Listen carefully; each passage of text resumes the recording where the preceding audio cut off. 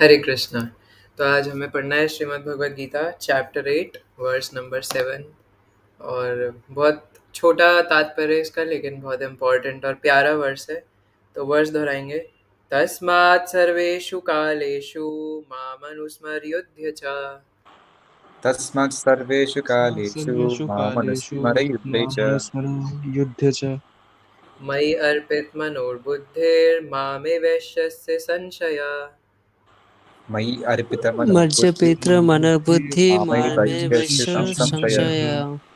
तस्मात् सर्वेषु कालेषु मामनुस्मर्युध्य च तस्मात् तस्मात् सर्वेषु तस्मात् सर्वेषु सर्वेषु कालेषु कालेषु कालेषु मामनुस्मरयुध्य च। मामनुष्यजुः स।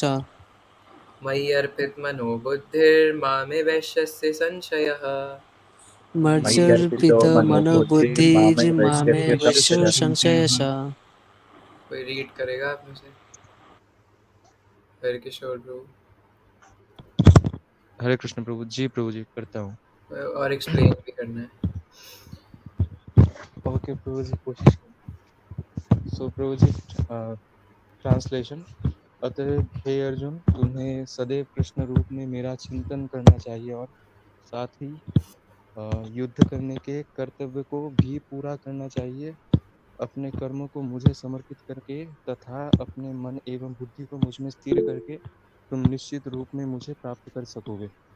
तात्पर्य: अर्जुन को दिया गया ये उपदेश भौतिक आवाज कार्यों सही आ में। रही है सबको? मुझे लगा मुझे ही कम आ रही, तो शायद मेरे लैपटॉप में प्रॉब्लम है। तो जी डिस्टर्ब हो रहा है। डिस्टर्ब नहीं, कम भी आ रही है।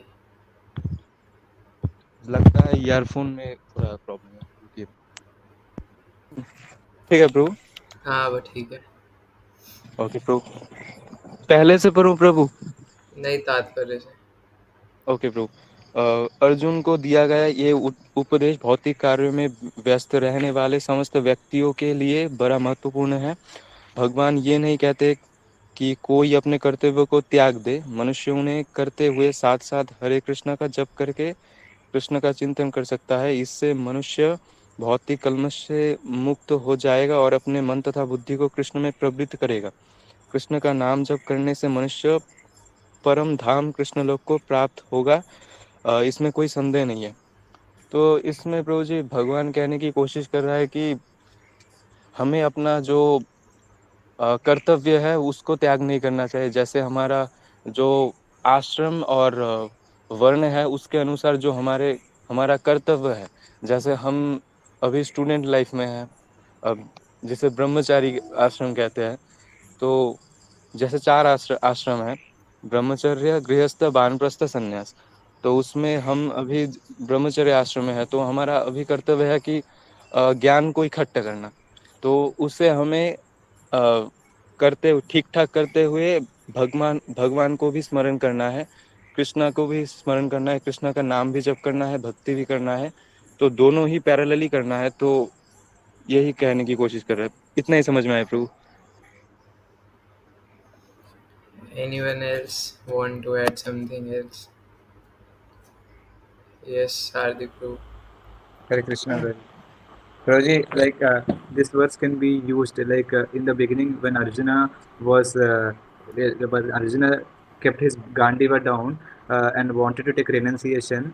Then this verse can be used to say that Krishna does not encourage someone who renounces his work, and Krishna encourages to work, but work for him.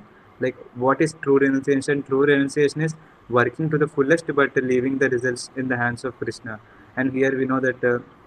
Like in our modern days, we have to work. We can't enter into any other ashram like Vanaprastha or sannyasi, I mean, at least for now. So we can follow the same dharma by by the mercy of Srila Prabhupada, that we can stay anywhere.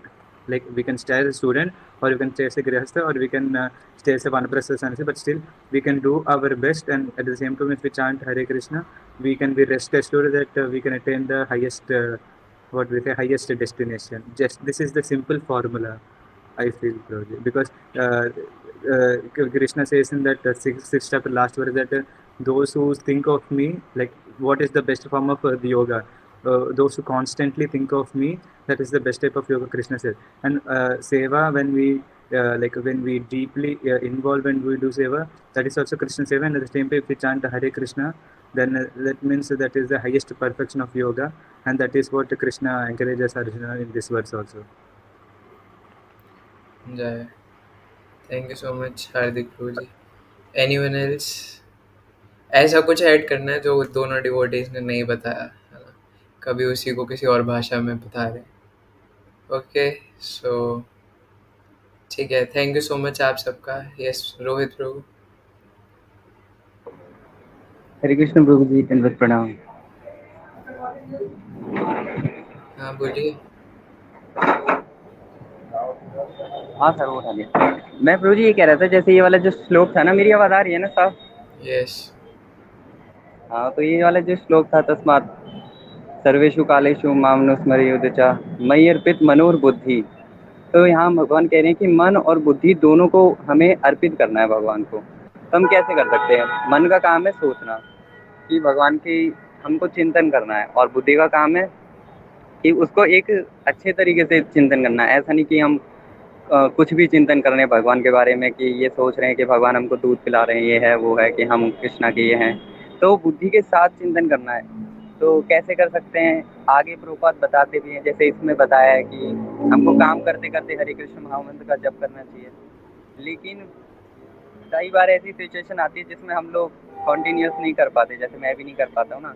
तो उस समय मैं क्या करता हूँ ना, भगवत गीता के वर्ष को रिसाइट करने लग जाता हूँ मन ही मन में, है ना. तो वो एक तरीका हो गया कि भगवान की चीज़ों को याद करने का. और वैसे भी हम कंटिन्यूअस चिंतन तो करते ही रहते हैं, क्योंकि चिंतन हमारा रुकता नहीं है. अब मन कंटिन्यूअसली कहीं ना कहीं हमारा चलता रहता है कि चंचलम ही मना कृष्णा, है ना. तो चल है. लेकिन कभी कभार ऐसा होता है वो कई और जगहों पे चला जाता है. जैसे हम चैंटिंग में करते हैं, जैसे 16 माला जप करते हैं, तो ये पॉसिबल नहीं है कि हम लोग कर रहे हो तो हमें कृष्णा का चिंतन आ रहा हो, ऐसा नहीं है. लेकिन फिर भी हम उसको खींच कर, है ना, यत चलित वो करते हैं कि मन कहीं और चला जाता है, तो उसे खींच के लिए कराना पड़ता है. तो कृष्ण यहाँ पर हमको समझाने की कोशिश कर रहे हैं कि हर समय मेरे चिंतन करो, और मन और बुद्धि को मेरे मनोबुद्धिर तस्मात् सर्वेषु कालेषु माम अनुस्मरेयुध च मयि अर्पित मनोबुद्धि माम अनुस्मरेयुध च. और भगवान का स्मरण करते हुए युद्ध भी करना है. तो युद्ध हमारे लिए अलग अलग तरीके से होता है. जैसे कि अभी हरकिशोर प्रभु जी ने बताया कि हमारे पास आश्रम है, उसके साथ वर्ण है, तो हमको उसके साथ एक कोलैबोरेशन करके चलना पड़ता है. और जिस तरीके से दो पटरी होती हैं, जैसे महाराज बताते हैं और हमारे जो सीनियर डिवोटीज बताते हैं कि दो पटरी है. गृहस्थ आश्रम में जाओगे तो वो एक पटरी तो तुम्हारी स्पिरिचुअल लाइफ की है ही, उसको तुम्हें पकड़ के रखना है और उसके साथ ही चलाना है जो भी चीज़ तुम्हारी चलेगी. तो हम ब्रह्मचारी आश्रम में देखते हैं, हमारा भी सबसे ज़्यादा रिलेटेडनेस होती है कि हमें पढ़ाई करनी है. तो पढ़ाई भी कैसे होगी? कि सतोगुण में रहकर होगी. और भक्ति से अच्छा कोई और ऑप्शन है नहीं कि हम सतोगुण में रहें. तो भक्ति जैसे हम करेंगे तो हम सतोगुण में रहेंगे, और सतोगुण में रहेंगे तो हमारी जो क्या कहते हैं उससे, स्टडी लाइफ है, जो स्टूडेंट लाइफ है, बहुत अच्छे से चलेगी, है ना. तो ये काफ़ी ज़्यादा चीज़ भक्ति इम्पैक्ट करती है. इवन हम ये नहीं कह सकते कि भक्ति से हमारी स्टडी लाइफ कम हो रही है. इसका उल्टा है, भक्ति करोगे तो कंसंट्रेशन बढ़ जाएगा तुम्हारा, और एक मोटिव मिल जाएगा कि why you are studying for Krishna. तो एक मोटिव मिल जाता है, एक अच्छा पर्सपेक्टिव मिल जाता है. और जैसे हम, क्या बताऊँ मैं आपको, जैसे मेरा खुद का एग्जांपल देता हूँ. जैसे कि मैं जब शुरुआत में जब मैंने स्टार्ट आया था भक्ति में, तो सबसे पहले मैंने भगवान को अर्पित ही किया था. जो मेरे मार्क्स आ रहे थे तो मैं क्या कहता था कि कृष्णा ने दिए हैं, कि कृष्णा ने दे दिए, बस इनफ है. तो इसी तरीके से हम लोग कई चीज़ें जो डीमोटिवेटिंग भी होती है, जैसे कम नंबर आ गए, तो उसको as a mercy, as a grace उसको एक्सेप्ट करना. तो ये सारी चीज़ें हमें सीखने को मिलती है अगर हम भक्ति को साथ लेकर चलते हैं. तो कृष्णा हेल्प करते हैं बहुत ज़्यादा. तो भक्ति में बहुत ज़्यादा ये कहूँगा कि वो एक पार्ट है लाइफ का, बस हमको जोड़ना है. और ये चीज़ आसान भी है, क्योंकि प्रभुपाद कहते हैं Krishna never speak unpractical things. तो कृष्णा जो भी कहते हैं वो सब कुछ प्रैक्टिकल होता है. और इंसान कहता है कि हम कैसे करेंगे, भगवान तो कहते हैं सर्वधर्मान् परित्यज्य, पर नहीं, प्रभुपाद बताते हैं इट्स ऑल प्रैक्टिकल, ये सब कुछ प्रैक्टिकल है. तो इसको कभी ऐसा नहीं समझना कि कृष्णा ज़्यादा फैनेस्टिक हो रहे हैं, उसको क्या कहते हैं, ज़्यादा मिट्टी के फूल हो रहे हैं. नहीं, वो है, और ऐसा है भी. कई सारे डिवोटीज हैं, हम देख सकते हैं हमारे स्कूल में बड़े बड़े जो महाराज हैं और बड़े बड़े जो काउंसलर हैं, जैसे हमारे अमोघ लीला प्रभु जी, उन्होंने भी स्टडीज़ के साथ भक्ति को ज्वाइन किया और फिर कंटिन्यू उसको किया। फिर हम देख सकते हैं कि वो हमारे आइडल हैं, और हमारे बहुत सारे जो IITians हैं उन्होंने भी यही सेम प्रोसीजर फॉलो किया। और हम कह सकते हैं कि भक्ति एक बाधा नहीं है हमारे करियर और किसी भी वर्णाश्रम में, वो एक पार्ट है। तो हमें उसे एक्सेप्ट करना चाहिए और उसको आगे कंटिन्यू करना चाहिए। तो ये सारी चीज़ें बताई हैं कृष्णा ने, प्रभुपाद ने हम सभी को, और जो जितना ही भक्तों ने बताया उससे ज़्यादा तो मेरे दिमाग में भी नहीं आ रहा। तो बस यही है। Okay, thank you so much Rohit रोजी फॉर एनलाइटनिंग अस, एंड बाकी सब डिवोटीज़ का भी थैंक यू कि आपने थोड़ी बहुत चीज़ें मेरे लिए भी छोड़ दी हैं। तो ना, ये वर्ष था, तस्मात् सर्वेषु कालेषु माम अनुस्मर्युद्धे च, भगवान पहली लाइन में कह रहे हैं। तो संधि विच्छेद करते हुए चलेंगे एज महाराज जी टीचेस अस। तो पहले भगवान ने बोला तस्मात्, है ना। अब ये जो तस्मात् शब्द है कई जगहों पे भगवत गीता के वर्सेस में आता है, और आप संस्कृत में भी देखो तो यहाँ पे भगवान कह रहे अतएव, यानी पिछले ही वर्ष में भगवान ने जब बोला कि यम यम वापि स्मरण भावम त्यजन्ते कलेवरम, इस बात में कोई संदेह नहीं है कि अगर कोई मेरे अलावा कुछ और सोचेगा तो उसको वैसा शरीर प्राप्त होना निश्चित है, उसमें 1% का भी डाउट नहीं है। इसीलिए अब मैं तुम्हें अर्जुन बता रहा हूँ कि तुम क्या करो, है ना। अतएव मतलब ये सब मैंने तुम्हें, क्योंकि अर्जुन ने पूछा था भगवान से कि मृत्यु के समय कोई आपको कैसे याद करे, तो भगवान ने वो बताया। और अब भगवान कंक्लूड कर रहे हैं अपनी लाइन को कि अतएव अर्जुन अब तुम्हें क्या करना है। अतएव हे अर्जुन, सर्वेषु कालेषु माम अनुस्मर युद्धे च। अब सर्वेषु कालेषु का मतलब होता है हर टाइम, एट ऑल टाइम्स। आप चाहे ऊपर लिख सकते हो, है ना। यहाँ पे वैसे लिखा हुआ है वर्ड मीनिंग्स में, सर्वेषु कालेषु का मतलब है हर समय। ऐसा नहीं कि जैसे मैं कल परसों भी कह रहा था कि कई लोग कहते हैं कि सुबह सुबह बस भगवान को अगरबत्ती दिखा दो एंड यू आर डन, है ना, योर बिजनेस इज डन। भगवान की भक्ति को पूरे दिन नहीं करनी होती। या कई लोग कहते हैं कि पूरे दिन माला झोली करने की क्या जरूरत है आपको, है ना। अगर हम भी भगवान को मानते हैं, पर हम दिल से भगवान को मानते हैं। हम भी मंगलवार को हनुमान जी को जाके बूंदी चढ़ाते हैं, जैसे वो बूंदी के भूखे बैठे हैं ना वहाँ पे बैठ के, है ना, कि मेरा एक भक्त आएगा और यहाँ पे हनुमान चालीसा बोल के बूंदी चढ़ाएगा, नहीं तो मैं तो भूखा था, है ना। तो मैं भी भगवान को मानता हूँ, दिल से मानता हूँ।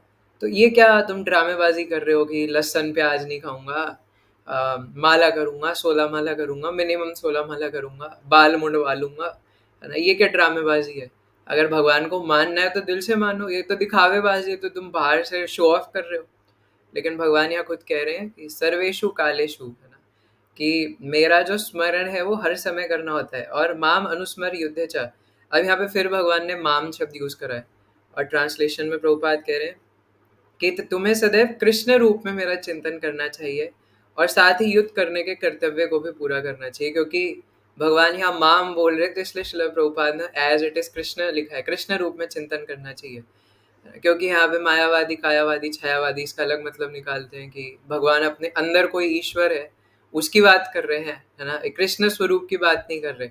लेकिन भगवान यहाँ पे सीधा सीधा माम अपनी तरफ तर्जनी उंगली दिखाते हुए बोल रहे हैं कि मेरा चिंतन, मेरा स्मरण करना है। तो इसलिए भगवान अपनी ही बात कर रहे हैं। और इसका प्रमाण हमें भगवत गीता के 11वें अध्याय से मिलता है ना। जब अर्जुन ने भगवान से विराट रूप दिखाने की याचना करी थी, तो भगवान विराट रूप दिखाते हैं। और विराट रूप देखने के बाद अर्जुन जब डर जाते हैं और बोलते हैं कि भगवान मुझे डर लग रहा है, मेरे पसीने छूट रहे हैं आपका ये रूप देख के, तो आप प्लीज वापस इसी अपने पुराने रूप में आ जाइए। तो भगवान विराट रूप के बाद चतुर्भुज रूप में आते हैं, है ना, क्योंकि विराट रूप तो उनका इटर्नल रूप नहीं है। उसके बाद चतुर्भुज रूप में आते हैं, और चतुर्भुज रूप में आने के बाद भगवान द्विभुज रूप में वापस आ जाते हैं, है ना। तो ऐसे हुआ था, पहले विराट रूप, फिर चतुर्भुज रूप, फिर लास्ट में भगवान द्विभुज रूप में वापस आए थे। आप पढ़ सकते हो 11वां अध्याय।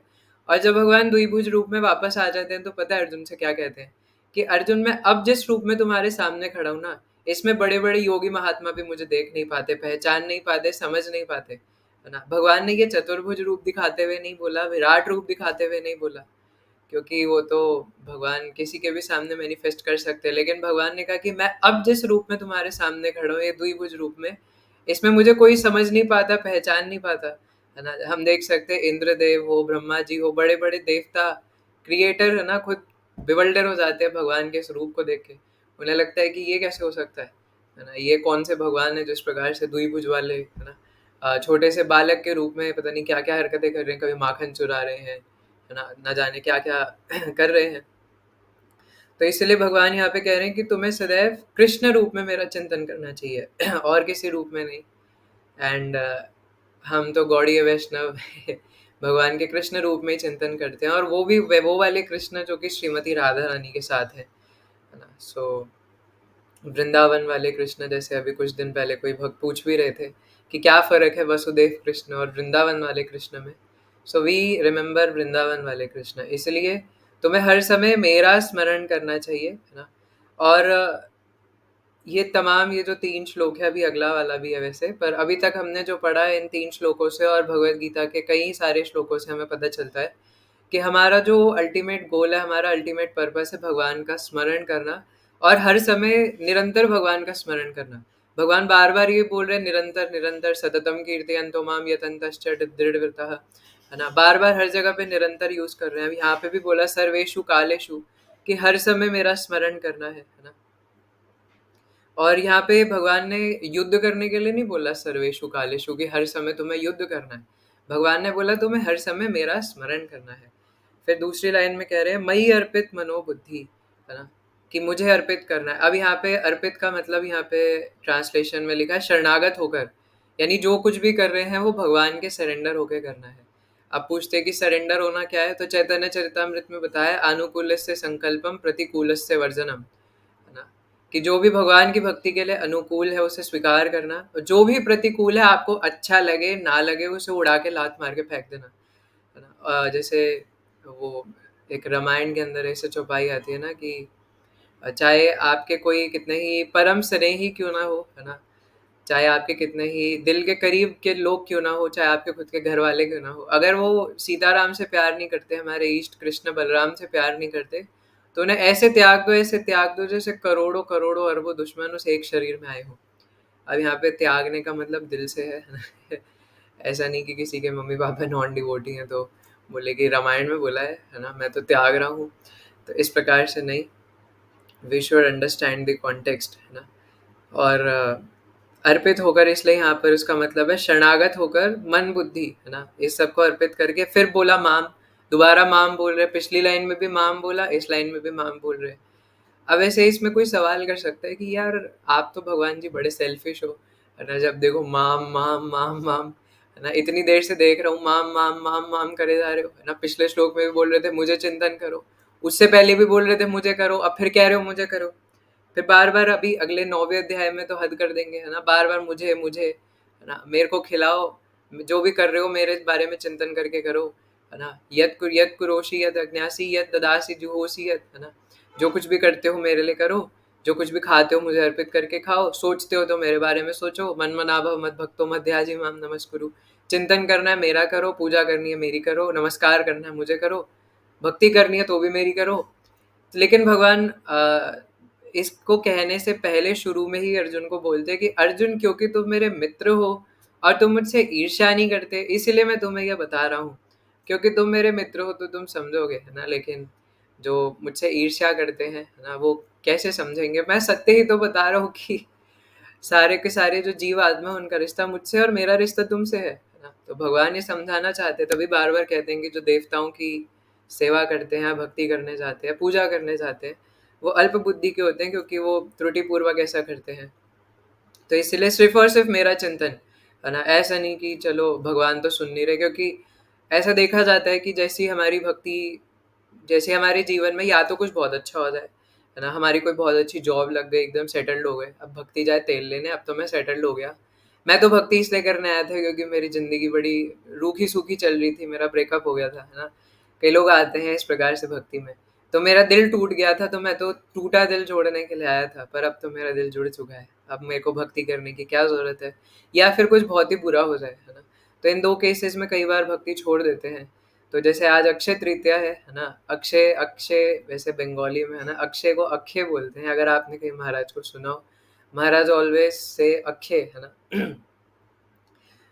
पर मुझे अक्षय बोलने की आदत है बचपन से। तो अक्षय तृतीया में अक्षय का मतलब है जो कभी शर नहीं होता, है ना। भगवान हमेशा हमेशा इटर्नल रहते हैं, ना भगवान का कोई आदि है ना भगवान का कोई अंत है ना। और इसी प्रकार से भगवान से जुड़े हुए जितने भी स्वांश भिन्नांश जो कोई भी है, उनका भी ना कोई आदि था ना कोई अंत है।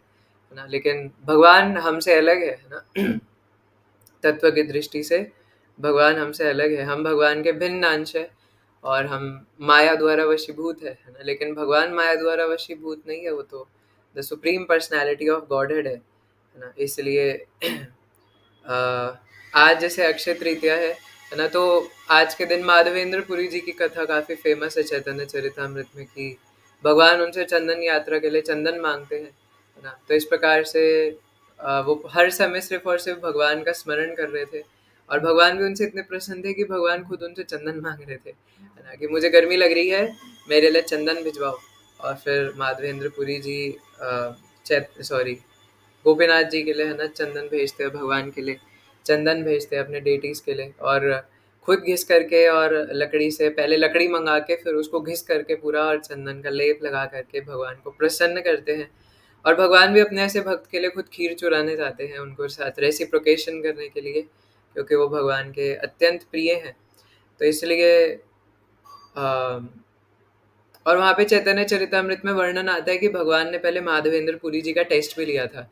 जैसे माधवेंद्र पुरी जी को जैसे ही पता चला ना कि ये खीर मेरे लिए गोपीनाथ जी ने चुराई है, तो वो इस गांव में से भाग गए, क्योंकि उन्हें पता था कि जैसी गांव में ये खबर फैल जाएगी कि गोपीनाथ जी ने मेरे लिए खीर चुराई है, तो सब सोचेंगे कि मैं तो भगवान का बहुत बड़ा भक्त हूँ क्योंकि भगवान ने मेरे लिए खीर चुराई है। तो इससे पहले कि उनको कोई फेम दे वो वहाँ से भाग गए, उन्हें पता था लोग उन्हें फेम देंगे। पर यही होता है ना भक्ति जीवन में, जो फेम के पीछे भागता है उसे जूते पड़ेंगे, है ना। मतलब जो फेम के पीछे भागेगा उसे मिलेगा नहीं, और जो नहीं भागेगा, फेम से दूर भागेगा, उसे उसके पीछे पीछे भगवान जबरदस्ती वो मान प्रतिष्ठा इज्जत भेजेंगे, है ना, क्योंकि भगवान चाहते हैं कि उनके भक्त का ग्लोरिफिकेशन हो। तो इसलिए जो ग्लोरिफिकेशन चाहता है उसका कभी नहीं होगा, है ना, वो उल्टा लटक झटक जाएगा। लेकिन जो नहीं चाहता, जो शुद्ध भक्त है कि उनका ग्लोरिफिकेशन ना हो, उनका भगवान पक्का करवाते हैं, क्योंकि भगवान चाहते हैं ना कि मेरा बच्चा है, ये मेरा शुद्ध भक्त है, तो इसका ग्लोरिफिकेशन हो ना। जैसे हम महाराज को देखते हैं, महाराज जहाँ भी जाते हैं वहाँ पे, जहाँ भी महाराज जाते हैं, क्योंकि दूसरों के लिए जी रहे हैं, दूसरों की सेवा कर रहे हैं, तो जहाँ भी जाते हैं वहाँ सब उनका गुणगान करते हैं। तो इस प्रकार से जब भगवान किसी शुद्ध भक्त का टेस्ट लेते हैं, जो कि भगवान के लिए अवश्यम भावी है ना, भगवान ले सकते हैं टेस्ट, है ना। और भगवान के जो रिप्रेजेंटेटिव है हमारे गुरुजन, वो भी हमारा टेस्ट लेते हैं, क्योंकि वो उनका काम है ना, वो उनका हक है, उनका हक है हमारा टेस्ट लेना। तो इसलिए वो हमारा टेस्ट ले सकते हैं और वो टेस्ट लेते भी हैं। लेकिन जो शुद्ध भक्त होते हैं उसमें क्लियर हो जाते हैं, और हम जैसे जो होते हैं वो कई बार भक्ति छोड़ देते हैं ना, इतना मैंने भक्ति करा फिर भी मेरे साथ ऐसा हो गया, जाओ, है ना, करूँगा ही नहीं भक्ति, भाड़ में जाए। तो इस प्रकार से भगवान कह रहे हैं कि सिर्फ मेरा चिंतन, क्योंकि ऐसा कई बार होता है कि यहाँ काम नहीं बन रहा, चलो अब कहीं और चलते हैं, फिर वहाँ नहीं बन रहा, चलो कहीं और तीसरी जगह चलते हैं। तो नहीं, सिर्फ और सिर्फ मेरा चिंतन। और ये करते करते क्या, है ना, युद्ध करने के कर्तव्य को भी पूरा करना चाहिए, भगवान अर्जुन को बोल रहे हैं। और जैसा आप सबने बताया कि हमारे लिए अलग अलग युद्ध है, किसी के लिए अपने पढ़ाई करना वो भी युद्ध से कम नहीं है ना, चैलेंजेस बहुत सारे आते हैं, है ना। तो उन सबको साथ में बैलेंस करना, अपनी भक्ति को और अपने पढ़ाई को, किसी के लिए जॉब हो सकता है, किसी के लिए बिजनेस हो सकता है, तो जो जो हमारे भौतिक कर्तव्य हैं, है ना, उनके साथ में भक्ति को बैलेंस करने से यहाँ प्रभुपाद बता रहे हैं कि भगवान ये नहीं कह रहे कि आप अपने भौतिक कर्तव्यों को छोड़ दीजिए, क्योंकि कई ऐसे लोग मिलते हैं, हमारे पास गीता पढ़ने का टाइम ही कहाँ है, हमारे पास हरे कृष्ण महामंत्र करने का टाइम ही कहाँ है ना। ये वो लोग हैं जो कमोड पर भी, जब वॉशरूम भी जाते हैं वहाँ पर भी फ़ोन लेके बैठते हैं, है ना, वो इंस्टाग्राम पे रील स्क्रॉल करने के लिए। जैसे पहले एक समय था जब लोग अखबार लेके वहाँ जाते थे, अखबार लेके बैठते थे, पर आज ये लोग इंस्टाग्राम रील स्क्रॉल करने वहाँ पे बैठते हैं, और वहाँ पे भी वो छोड़ नहीं पाते, है ना। तो ये वो लोग हैं जो इतने ज़्यादा आसक्त रहते हैं, कहते हैं कि हमारे पास समय नहीं है गीता पढ़ने का, है ना। जब भगवान बता रहे थे कि 4 प्रकार के लोग हैं जो मेरी भक्ति नहीं करते, उसमें प्रभुपाद ने तात्पर्य में बताया था कि इसमें से एक मूढ़ व्यक्ति कौन है, जो ऐसे कहते हैं कि हम बहुत बिजी है, हमारे पास अवकाश ही कहाँ है कि हम आत्मा परमात्मा के विषय में सुने और आत्मा की मुक्ति के बारे में सुने, कि वो किस प्रकार से cycle of birth and death से छूट सकता है। तो अगर कोई बिगिनर भक्त भी हो, जैसे हम तो किसी को नहीं कहते कि कोई स्टार्टिंग से 16 माला करने लग जाए, हालांकि कुछ ऐसे धुरंधर होते हैं जो पहले फर्स्ट डे से 16 राउंड्स करने लग जाते हैं, है ना, there are some devotees. But हम किसी को ऐसा कहते नहीं कि आप आओ और पहले दिन से 16 माला करने लग जाओ, हम तो कहते हैं आप एक माला कर लो, इट टेक्स ओनली 7 मिनट्स। अब 7 मिनट में तो सिंपल फंडा में मेरे को कोई भी मिलता है, आई टेल की आप 7 मिनट में एक माला कर लो और 7 मिनट आप भगवत गीता पढ़ लो, आप 15 मिनट्स दो, है ना। अब वो हम नहीं बताते कि धीरे धीरे करके भगवान आप 15 मिनट दोगे, भगवान 24 घंटा कैसे कर लेंगे आपको पता भी नहीं चलेगा धीरे धीरे। पर उसमें ऑब्वियसली हमारी शरणागति होना ज़रूरी है ना। नहीं तो भगवान भी कुछ नहीं कर सकते, नहीं तो सालों साल बीत जाएंगे एंड कृष्णा भी कुछ नहीं कर सकते। God helps those who help themselves, लेकिन भगवान कर लेंगे, है ना। आप कम से कम 15 मिनट तो दो। तो इस प्रकार से हम तो कहते ही नहीं कभी कि आप 2-2 3-3 घंटे दो। आप कोई 15 मिनट अपने दिन में से नहीं निकाल पा रहा, तो फिर क्या है ना, आप 15 मिनट ये कर लो, 7 मिनट रीडिंग, 7 मिनट चैंटिंग और 15 मिनट आप आके गीता क्लास सुन लो, है ना। अगर आप कुछ ज़्यादा ही बिजी हो, आप आधा घंटा तो निकाल सकते हो ना अपने दिन में से। अगर कोई इतना भी नहीं कर पा रहा, तो फिर क्या फ़ायदा इस मनुष्य जीवन का, है ना। जब मनुष्य जीवन में भी आके खच्चर की तरह ही ढहचू ढहचू करके, है ना, काम करना है, तो फिर what is the use of this human life, है ना। क्योंकि ह्यूमन लाइफ तो इस cycle of birth and death से छूटने के लिए मिली थी। अगर आप बहुत ज़्यादा पैसे वाले बन भी गए, तो अंत में क्या मिला उससे, है ना। अगर आपने एक सुंदर स्त्री से शादी कर भी ली, तो अंत में क्या मिला उससे। इतने सारे एलॉन मस्क, बिल गेट्स, ये सारे लोग बाद में जाके डाइवोर्स ही ले लेते हैं, है ना। तो इनको जब कुछ नहीं मिल रहा, लेकिन स्टिल दे डिज़ायर्स, है ना। हमारी जो भौतिक इच्छाएं हैं वही हमारे बंधन का कारण है। चाहे आप श्रीमद् भागवतम में देख लीजिए, भगवत गीता में देख लीजिए, यही हमारे बंधन का एकमात्र कारण है, हमारी भौतिक इच्छाएं। तो इसलिए भगवान फिर कहते हैं मयि अर्पित मनोबुद्धिर माँ में वैश्यस्य संशय, कि इस बात में अब दोबारा कह रहे हैं श्लोक में कि इस बात में कोई संशय नहीं है कि अगर तुम अपने कर्तव्यों को भी मेरा स्मरण करते हुए करोगे और हर काल में मेरा स्मरण करते हुए करोगे, तो इसमें कोई डाउट नहीं है कि तुम निश्चित रूप से मुझे प्राप्त करोगे। एक ही बात है, एक्टिव वॉइस, पैसिव वॉइस, चाहे आप ये बोल लो निश्चित रूप से प्राप्त करोगे, या आप बोल लो कि कोई डाउट नहीं है, बात तो एक ही है। तो यहाँ पे महाराज ने 3 चीज़ें बताई थी, थिंकिंग, फीलिंग एंड विलिंग, है ना। भगवान के बारे में सोचना, भगवान को महसूस करना और भगवान को जानना या जानने का प्रयास करना, है ना। तो जैसे जैसे जैसे हम भक्ति में आगे बढ़ते हैं ना और शुद्ध भक्तों की संगति में रहते हैं, तो हमें धीरे धीरे भगवान का हाथ दिखता है ना, भक्ति जीवन में, कि कैसे भगवान हमारी मदद कर रहे हैं। जैसे शुरू शुरू में आपको नहीं पता चलेगा, शुरू शुरू में हमें तो ऐसा लगता है कि यार क्या है यार, है ना, मैं तो भक्ति करने का प्रयास करूँ, भगवान मुझसे प्रेम नहीं कर रहे। पर जब हम तत्व सिद्धांत समझते हैं, जब हम भक्तों की संगति में रहते हैं, धीरे धीरे हमारे हृदय के कलमश धुलने लग जाते हैं भक्तों की सहायता से, भक्तों की संगति में रह के हरिनाम करके। तब हमें धीरे धीरे लगता है कि यार अगर भगवान ने उस टाइम पे मेरे को वहाँ पे बचाया नहीं होता, तो आज पता नहीं मैं क्या कर रहा होता। शायद उस टाइम पे, जैसे कई बार ऐसी चीज़ हमारे लाइफ में कुछ घटित हो जाती है जिसके लिए हम उस पर्टिकुलर सिचुएशन में भगवान को कोस रहे होते हैं कि आपने मेरे साथ अभी ऐसा क्यों करा। लेकिन वो कई बार चीज़ें हमें 5-5, 10-10 साल बाद पता चलती है कि अगर भगवान ने उस टाइम पे ऐसा नहीं किया होता, तो पता नहीं आज मेरा क्या होता, है ना। जैसे कभी कभार मुझे ऐसा लगता है कि मेरे बचपन से ज़्यादा कोई मित्र नहीं थे, है ना। तो मैं इस प्रकार से ऐसे कहता था कि मेरे कोई मित्र नहीं है ना, ऐसा नहीं है, वैसा नहीं है। तो लेकिन आज जब मैं सोचता हूँ पीछे मुड़ के देख के, तो मैं सोचता हूँ यार अच्छा है ना, कि उन लोगों को मैंने मित्र नहीं बनाया, है ना, और ना उन्होंने मुझे मित्र बनाया। क्योंकि वो ऐसी जगहों पे, है ना, उन्हें देख के मैं सोचता हूँ कि अगर मैं इनकी संगति में रहता तो शायद मैं भी इन्हीं के जैसा हो जाता, है ना। मुझ में कौन सा आध्यात्मिक बल है कि मैं बच जाता। तो वो तो शिला प्रभुपाद की कृपा है। इसीलिए जैसे जैसे हम भक्ति में आगे बढ़ते हैं, हमें भगवान का हाथ दिखता है। तो योगक्षेम वहाम में हम, है ना, भगवान की कृपा पर आश्रित रह के हम अपने कर्तव्यों का पालन करते करते भी बहुत आसानी से भक्ति कर सकते हैं ना। जिसके लिए हम, बहुत इजी फंडा है ना, कोई कॉम्प्लेक्सिटी नहीं है। आपको बस सुबह ब्रह्म मुहूर्त में उठ के अपना नाम जप, और अगर आप ज़्यादा से ज़्यादा अपना साधना कंप्लीट कर लो, तो आपके पास पूरा दिन बचता है ना, पढ़ाई और बाकी सब करने के लिए। मैं तो कहता हूँ अगर आप 4 बजे उठ जाओ, है ना, तो 6:30 बजे तक आपकी 16 माला हो सकती है ना। अगर आपके 2 घंटे भी लगते हैं, तो 6:30 तक आपकी 16 माला हो गई, है ना। 6:30 से 7 तक आप भगवत गीता पढ़ सकते हो, और उसके बाद पूरा दिन आपके पास है अपने बाकी काम करने के लिए, है ना। उसके बाद शाम को आप थोड़ा आगे हियरिंग कर सकते हैं गीता क्लास में। 16 राउंड्स भी हो गए, रीडिंग भी हो गया, हियरिंग भी हो गया। उसके बाद भी कितने घंटे बचे, सुबह के 7 बजे से लेके रात के 10 बजे तक भी अगर आप ये हियरिंग और अपना खाना पीना निकाल दो, तो कितने घंटे बचते हैं, है ना। वो तो अभी कोई आपसे पूछ नहीं रहा कि आपके डिजिटल वेलबींग में आप कितना हम लोग मोबाइल यूज़ कर रहे हैं, नहीं तो सारी असलियत सामने आ जाएगी, है ना। तो बहाना तो ये है कि हम लोग कई बार कहते हैं कि भक्ति और पढ़ाई नहीं बैलेंस हो रहा, but most of the times मैंने क्या देखा है कि अम, ऐसा हो रहा होता है कि ना वो व्यक्ति पढ़ाई कर रहा होता है, ना वो व्यक्ति भक्ति कर रहा होता है ना, he is wasting time somewhere else and they are saying कि हमसे बैलेंस नहीं हो रहा।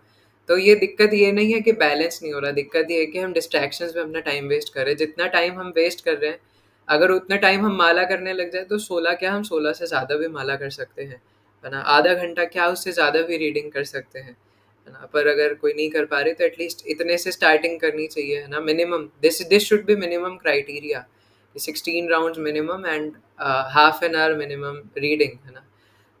चाहे पेपर हो चाहे कुछ भी। अब जैसे कई बार हम लोग कहते हैं कि अभी एग्जाम्स आ रहे हैं तो अभी मैं थोड़ा माला नहीं करूँगा, पर क्या हम एग्ज़ाम टाइम में खाना खाना बंद कर देते हैं? क्या हम एग्ज़ाम टाइम में अपने मम्मी पापा को पूछना बंद कर देते हैं, है ना? क्या हम सांस लेना बंद कर देते हैं एग्ज़ाम टाइम पे? तो जब हम ये सब बंद नहीं कर सकते तो फिर how we are like compromising with our sadhana, how we are compromising with Hare Krishna mahamantra, क्योंकि हमें लगता है कि यही सबसे पहले छोड़ने वाली चीज़ है। अगर कुछ छोड़ना है तो यही तो छोड़ेंगे, क्योंकि ये तो फुटबॉल की गेम की तरह है ना, जब मन करा तो खेल लिया, नहीं करा तो नहीं खेला, है ना, क्या ही फ़र्क पड़ जाएगा। पर ये प्रेम का लक्षण नहीं है। अगर हमें भगवान से प्रेम है, तो किसी भी अवस्था में वो माला छूटेगी नहीं, है ना। चाहे कुछ भी हो जाए, कुछ भी हो जाए। ऐसे-ऐसे भक्तों के एग्ज़ाम्पल्स हुए हैं जिसमें वो बड़े-बड़े एक्सीडेंट्स के बाद भी, बड़ी-बड़ी बीमारियों के बाद भी माला नहीं रुकती, और यहाँ पे हम इतनी सी बात में माला रोक देते हैं कि मेरे एग्ज़ाम्स हैं, है ना। ऑब्वियसली आई सपोज कि मतलब आई कंसीडर कि थोड़ा बहुत ऊपर नीचे हो जाता है एग्जाम टाइम में, लाइक सुबह का शाम या शाम का सुबह, या 2-3 राउंड्स भी अगर छूट जाए तब भी समझ में आता है ना। लेकिन कोई 16 की 16 माला 1-2 महीने छोड़ के बैठ जाए, दैट इज़ नॉट सपोर्टिव, है ना। उसको हम लोग नहीं स्वीकार कर सकते, क्योंकि अम, खासकर, है ना, अगर हमें भक्ति में बहुत समय हो चुका है, सो वी शुड अंडरस्टैंड कि हमारे लिए सबसे ज़्यादा इम्पोर्टेंट हमारी साधना है। तो हमें अपने आप को शुरू से ही इस प्रकार से ढालना चाहिए कि जब एग्ज़ाम टाइम आए तो हमें दिक्कत ना आए कोई भी, है ना। ऐसा ना हो कि पूरे साल पढ़े नहीं, फिर एग्ज़ाम टाइम में ऑब्वियसली यही करना पड़ेगा, पूरे दिन पढ़ना पड़ेगा, नहीं तो फेल हो जाएँगे, फिर माला करने का समय नहीं मिलेगा। इसलिए हमें हमेशा से ऐसा ध्यान रखना चाहिए, क्योंकि यहाँ पे ज़्यादातर सब स्टूडेंट्स हैं, इसीलिए I am touching this topic. तो इसलिए भगवान कह रहे हैं कि कोई भी मुझे स्मरण करते हुए अपने कार्य कर सकता है ना। अर्जुन को बोला युद्ध। अब सोचो, हमारे लिए पढ़ाई करना फिर भी आसान है, लेकिन युद्ध करते हुए भगवान को स्मरण करना, ये तो आप सोच के देखो कि आप पाकिस्तान के बॉर्डर, इंडिया पाकिस्तान के बॉर्डर पे खड़े हो, एलओसी पे, है ना, और वहां पे जाके आपको आतंकियों को मारते मारते भगवान का स्मरण करना है। लाइक इट्स मतलब unimaginable, it's very very difficult कि आप वहां पे आतंकियों को मारते मारते कैसे भगवान को स्मरण करोगे। वहाँ एक एक क्षण दिमाग में ही चल रहा होगा, यार कोई सामने से मुझे गोली ना मार दे, है ना, कहीं लैंड माइन ना बिछा रही हो, कोई मेरे पे ग्रेनेड ना फेंक दे। अब वहाँ पे भगवान का स्मरण करना, है ना, this is very difficult task, है ना। तो ये कोई आसान काम नहीं है। यहाँ हम माला करते हुए भगवान को स्मरण नहीं कर पा रहे, भगवान कह रहे तुम युद्ध करते हुए मुझे स्मरण करो, है ना। माँ मनुस्मर युद्धे च। इसलिए कहने के लिए आसान है, लेकिन जैसे रोहित प्रभु ने भी बताया, है ना, जो मैं हमेशा क्लास में कहता भी हूँ कि सबसे इजी तरीका है कि हम नाम के थ्रू और भगवत गीता के वर्सेस, है ना, आप इन्हें याद कर लो, तो इसको रिसाइट करते करते हम भगवान को स्मरण कर सकते हैं। ये एक अच्छा तरीका और प्रैक्टिकल तरीका और आसान तरीका है ना। तो यहाँ पे जैसे बोला कि मई अर्पित, है ना, कि मुझे अर्पित करते हुए सारे काम करो। तो इसलिए जैसे सच्चिदानंद भक्ति विनोद ठाकुर कहते हैं, नित्य दास प्रति तुवा अधिकार, है ना, कि मैं आपका हूँ और मेरे प्रति आपका पूरा अधिकार है। आपको मारना है मारो, रखना है रखो, जैसे करना है जो करना है करो। तो अब हमारा काम है कि हम भगवान का स्मरण करते हुए, है ना, do our best and leave the rest, है ना। जैसे फेमस श्लोक जो जिसने भगवत गीता नहीं भी पढ़ी लेकिन वो श्लोक याद है सबको, क्या था, कर्मण्येवाधिकारस्ते माँ फलेषु कदाचन, माँ कर्म फले तो भूर्मा त्यक्त्वा संगस्त्व कर्मणि, है ना, कि तुम जो कुछ भी सॉरी, है ना, इसके लिए लोग आधी अधूरी बात बोलते हैं कि कर्म करो, फल की चिंता मत करो।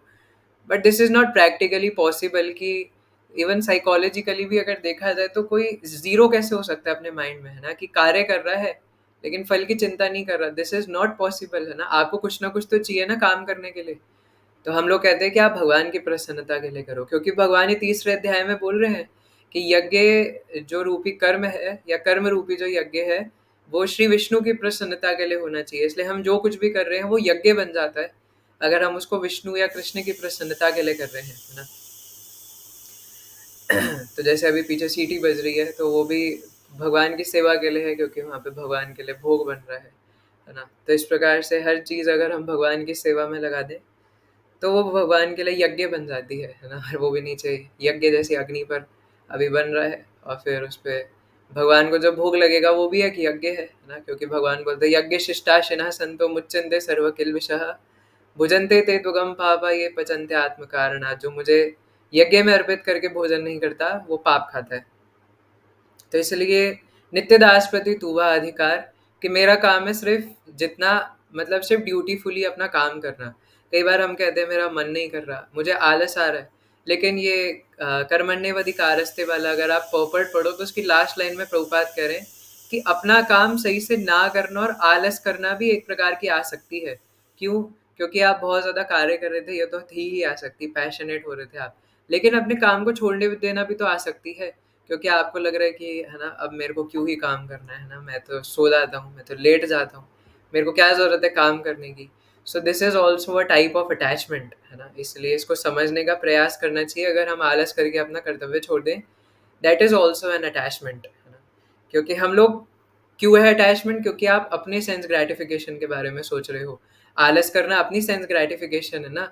वी कैन नॉट से कि मैं तो खाली बैठा हूँ, मैं तो कुछ कर ही नहीं रहा, तो हाउ आई एम अटैच्ड, है ना। लेकिन नहीं, अगर हम खाली हैं तो वो अपनी सेंस ग्रेटिफिकेशन कर रहे हैं, क्योंकि मजा आ रहा है खाली बैठे रहने में, सोने में मजा आ रहा है।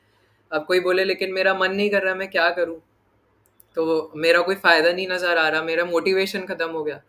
तो भगवान कहते हैं कि सुख दुखे समय कृत्वा लाभ लाभो जया जयो ततो युद्धाय युजयस्व नैवम पापम अवाप्स्यसि। सब दूसरे अध्याय में आप सब पढ़ सकते हो, गीता का सार दूसरा अध्याय है ना। मेरा तो फेवरेट चैप्टर है सेकंड और नाइन्थ, है ना। तो दूसरे अध्याय में भगवान कहते हैं कि सुख दुख हानि लाभ विजय पराजय के विचार के बिना सिर्फ युद्ध के लिए युद्ध करो अर्जुन, है ना। तो सिर्फ युद्ध के लिए युद्ध करो, ऐसा भगवान बताते हैं दूसरे अध्याय में। तो इसलिए हमारा काम भी है कि हम ये सोचे बगैर कि मुझे क्या मिलेगा, मेरा मन कर रहा है कि नहीं कर, क्योंकि यही तो सुख दुख है कि आपको मजा आ रहा है कि नहीं आ रहा, है ना, फायदा हो रहा है कि नहीं हो रहा, ये अपने सेंस ग्रेटिफिकेशन के बारे में सोचना है। पर भक्ति का मतलब है कि मैं सिर्फ भगवान के बारे में सोच रहा हूँ। तो इसलिए we should do our action dutifully, है ना, कि मुझे बस ये ड्यूटीफुली ये करना है।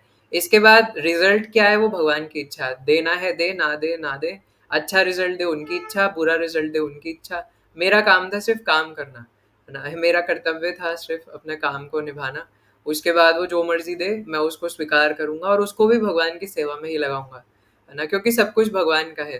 तो ये एक भगवान के शुद्ध भक्त की मेंटालिटी है। जैसे महाराज ने इसमें शायद एक और एग्जाम्पल दिया था, या पता नहीं इसमें मैंने लिखा हुआ है कि जैसे एक गाड़ी ड्राइव करता है, कभी मुझे तो एक्सपीरियंस नहीं है बट साइकिल तो चला ही है ना। तो जैसे कभी किसी को नई नई साइकिल चलाना सीख रहा है तो वो अच्छे से पकड़ के दोनों हैंडल को और पैडल को चलाते चलाते और बोलेगा पीछे से कि मेरे को पकड़ लो मैं गिर ना जाऊँ, है ना। अगर उसने ट्रेनिंग व्हील्स नहीं लगा रखे तो बोलेगा मेरे को पीछे से पकड़ लो, है ना। और फिर वो बिल्कुल अटेंशन दे के साइकिल सीखने का प्रयास करेगा। तो इस टाइम एकदम 100% फोकस उसका वहाँ पे रहता है ना। और फिर धीरे धीरे हम देखते हैं कि पीछे से किसी ने पकड़ रखा तो बिना बताए छोड़ देता है और साइकिल अपने आप चलने लग गई, बैलेंस बन गया। तो जैसे ही किसी व्यक्ति का एक बार बैलेंस बन जाता है फिर तो एक हाथ छोड़ के चला रहे हैं, दो हाथ छोड़ के चला रहे हैं, है ना, लहरा लहरा के चला रहे हैं, है ना, या हाथ से सैंडविच खाते खाते चला रहे हैं। पर क्या कभी साइकिल लहरा आती है ना, या कोई गाड़ी चलाते चलाते फोन पे बात कर रहा है ना, या कोई गाड़ी चलाते चलाते भूख लग रहा है तो कुछ खा रहा है, क्या उसका फोकस वहाँ गाड़ी चलाने से हट जाता है ना, नहीं। तो इसी प्रकार से गाड़ी चलाना हमारे लिए इस प्रकार से भक्ति करना, है ना, कि हमारा मेन फोकस भक्ति करना है। बाकी सारी जो चीज़ें हैं वो तो साइड प्रोडक्ट है। हम लोग उल्टा करते हैं, हम लोग मेन चीज़ बना देते हैं भौतिक वस्तुओं को और भक्ति को साइड प्रोडक्ट बना देते हैं, है ना। तो दिस इज़ रॉन्ग। हमारे लिए मेन है भक्ति करना और ये सारी चीज़ें साइड प्रोडक्ट है ना, कि भक्ति पर हमारा मेन फोकस रहना चाहिए और इन सबको हमें साथ में भक्ति के साथ अलाइन कर देना चाहिए, चाहे हमारा पढ़ाई हो, कुछ भी हो, फलाना हो ढिमकाना हो, है ना, ईच एंड एवरीथिंग। तो जिस प्रकार से एक ड्राइविंग करते हुए गाड़ी वाला, है ना, या फिर कोई जो ट्रेन चलाते हैं, मेरे को एक्सपीरियंस नहीं है बट मैंने कई वीडियोस में देखा है, वो ट्रेन चलाते चलाते भी वो है ना, आगे पटरी पे क्या कहाँ ट्रेन जा रही है छोड़ो, है ना, वो चाय पी रहे बैठ के, है ना, मुंह ऊपर करके। तो लेकिन उनका फोकस रहता है क्योंकि उन्हें पता है कुछ नहीं बिगड़ेगा। तो इसी प्रकार से उनका मेन फोकस तो ट्रेन चलाने पे ही रहता है, लेकिन वो बीच बीच में चाय की चुस्की भी लगा देते हैं, क्या धारा है ना। तो इसी प्रकार से होना चाहिए कि हमारा मेन फोकस है भक्ति पर, और इस साइड में जो जो चीज़ें हमें दी जाएंगी हमारे शरीर के कर्तव्यों के लिए, उन्हें हम निभाते हुए चलेंगे, है ना। So this should be our mentality. इसलिए भगवान कह रहे हैं सर्वेषु कालेषु, जो मेरा स्मरण करते हुए अपने कर्तव्य को भी पूरा करता है ना, वो निश्चित रूप से हर समय मेरा स्मरण कर भी पाएगा और अंत समय में मुझे पा पाएगा। तो अगले श्लोक में भगवान इसकी और अच्छे से व्याख्या करेंगे। So if anybody have any questions they can ask question और कमेंट। यस चिंतन प्रभु, आपने 2000 साल से हाथ खड़ा किया हुआ है। प्रभु जी मुझे क्लास से रिलेटेड क्वेश्चन नहीं है। फिर भी 2000 साल पहले हाथ खड़ा कर रखा था, बताइए। प्रभु जी कैसे मतलब हम कहीं भी इस्कॉन में देखे तो मतलब श्री कृष्ण के साथ राधा रानी की पूजा होती है, तो मतलब रुक्मणी जी की पूजा क्यों नहीं होती है? क्यों नहीं होती है ना, हमारे दिल्ली मंदिर में है ना श्री श्री रुक्मिणी द्वारकाधीश। आपने देखने में कमी करी हाँ है। देखिए, हाँ लेकिन मतलब ज्यादातर राधा रानी के साथ ही क्यों होती है पूजा? क्योंकि वो हमारी ईष्ट है ना। एकली ईश्वरी श्री राधिका आर सब भृत्य, है ना। अरे भैया, माधुर्य जो गौड़ीय परंपरा का मतलब ही यही है कि श्री श्री राधा श्याम सुंदर के डिवोटीज हैं, है ना। सो श्रीमती राधा रानी तो हमारी ईष्ट देवी है, हमारी क्या बोलते हैं उसको, अधिष्ठात्री देवी है ना।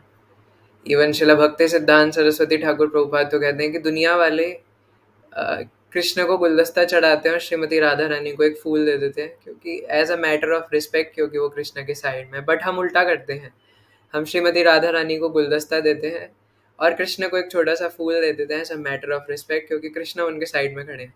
पर हमारे लिए queen is only Shrimati Radha Rani.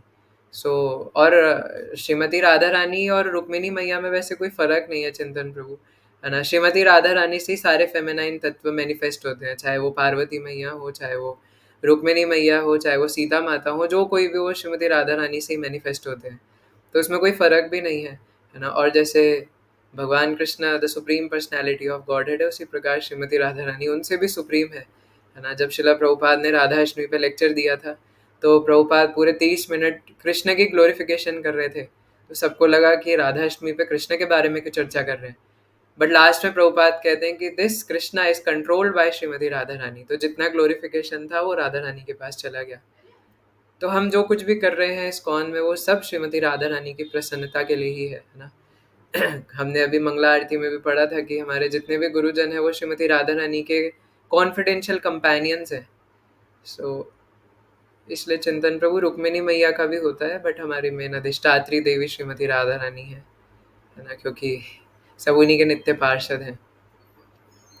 Okay, बाकी तो तत्व की दृष्टि से उनमें कोई फर्क नहीं है। सो किसी और को कोई प्रश्न है? प्रभु जी इस्कॉन से अलावा कोई भी ऐसा है जो राधा रानी की पूजा करता है? क्योंकि मुझे और भी लोगों ने ऐसा मतलब ऐसे मजाक में कुछ भी बोल देते हैं, तो मतलब क्या जवाब दूं उनको? किस बारे में? जैसे राधा रानी का कई जगह मतलब कुछ उल्लेख ही नहीं है, ऐसा वर्णन नहीं हुआ है। अब है उल्लेख, है ना, लेकिन अब मैं क्लास में ऋग्वेद में भी आता है ना, कई सारे जगहों पर आया है। तो उसके लिए आपको पढ़ना पड़ेगा, पहले सुनना पड़ेगा, है ना, तब आप उन्हें बता सकते हो। तो उनको बताइए, देखिए आपको नहीं पता, है ना। पहले आप अपना अपना बताओ कि आपका एग्जिस्टेंस का उल्लेख कहाँ पर है, फिर हम आपकी बात सुनेंगे, है ना। पहले अपने बारे में बताओ कि आपकी गति क्या होगी मृत्यु के बाद, उसके बाद श्रीमती राधा रानी की बात करना, है ना। पहले अपनी गति के बारे में फिर सोचो, चिंतन करो थोड़ा। आप चिंतन प्रभु ने बोलो, पहले अपने मृत्यु का चिंतन करो कि मृत्यु के बाद क्या सोचा है। ठीक है, यस कृष्णा प्रभु। हरे कृष्णा प्रभु जी, दंडवत प्रणाम। प्रभु जी वो मैं वही पूछ रहा था कि वो जो श्लोक था वो पद्म पुराण में कहाँ है? मैंने बहुत ढूंढा, हाँ मिला नहीं। प्रभु, एक्चुअली क्या है कि जो ओरिजिनल मैन्युस्क्रिप्ट थी पद्म पुराण की, है ना, या कई सारे पुराणों की, वो छिन्न भिन्न हो गई है। तो अभी अलग अलग जो क्या बोलते हैं, अलग अलग पब्लिकेशंस के अलग अलग पद्म पुराण है। तो थोड़ा ढूंढना मुश्किल है उस वर्स को, है ना। लेकिन हमारे गौड़ीय परंपरा में शिला हरि भक्ति विलास और भक्ति रत्नाकर कई जगहों पे मेंशन्ड है।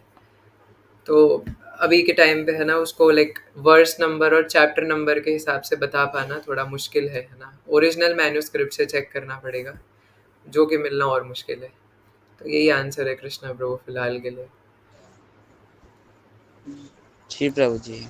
और जी प्रभु जी, और मैं वो बताना चाहता था कि श्रीमती राधारानी का उल्लेख शास्त्रों में कहाँ है, बता सकता हूँ?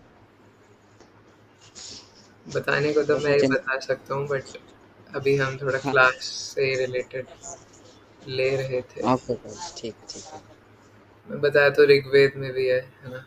मेरे पास पूरा लाइक एक डॉक्यूमेंट बना हुआ है ना, मैंने सेव किया हुआ उसको शायद से, as far as I remember. किसी और का कोई क्वेश्चन है क्लास से या भगवत गीता से रिलेटेड?